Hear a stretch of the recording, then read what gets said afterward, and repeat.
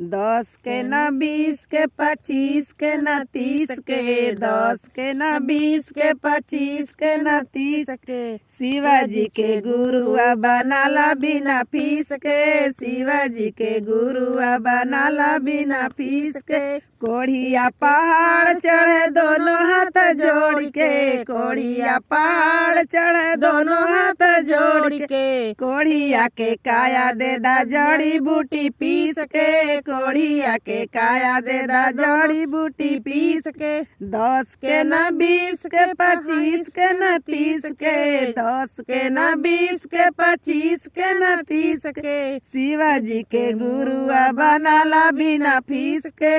शिवाजी के गुरुआ बनाला बिना फीस के बाजिन पहाड़ चढ़े दोनों हाथ जोड़ के बाजिन पहाड़ चढ़े दोनों हाथ जोड़ के बाजिन के लाल दे दा जड़ी बूटी पीस के बाजिन के लाल दे दा जड़ी बूटी पीस के 10 के न 20 के 25 के न 30 के 10 के न 20 के 25 के न 30 के शिवाजी के गुरुआ बनाला बिना फीस के शिवाजी के गुरुआ बनाला बिना फीस के अनहरा पहाड़ चढ़े दोनों हाथ जोड़ के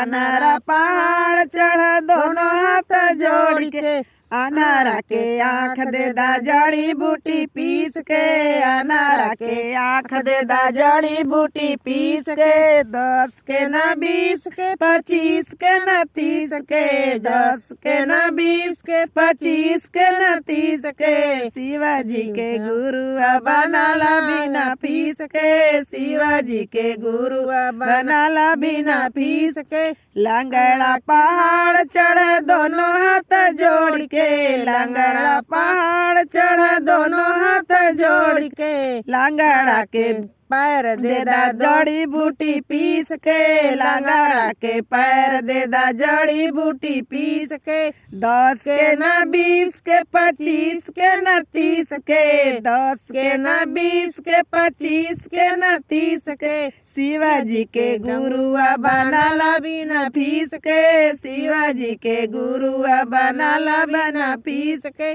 कन्या पहाड़ चढ़े दोनों हाथ जोड़ के कन्या पहाड़ चढ़े दोनों हाथ जोड़ के कन्या के बर दे दा जड़ी बूटी पीस के कन्या के बर दे दा जड़ी बूटी पीस के 10 के न 20 के 25 के न 30 के 10 के न 20 के 25 के न 30 के शिवाजी के गुरुआ बनाला बिना फीस के शिवाजी के गुरुआ बनाला बिना फीस के बालक पहाड़ चढ़े दोनों हाथ जोड़ के बालक पहाड़ चढ़े दोनों हाथ जोड़ के बालक के विद्या दे दा जड़ी बूटी पीस के बालक के विद्या दे दा जड़ी बूटी पीस के 10 के न 20 के 25 के न 30 के 10 के न 20 के 25 के न 30 के शिवाजी के गुरुआ बनाला बिना फीस के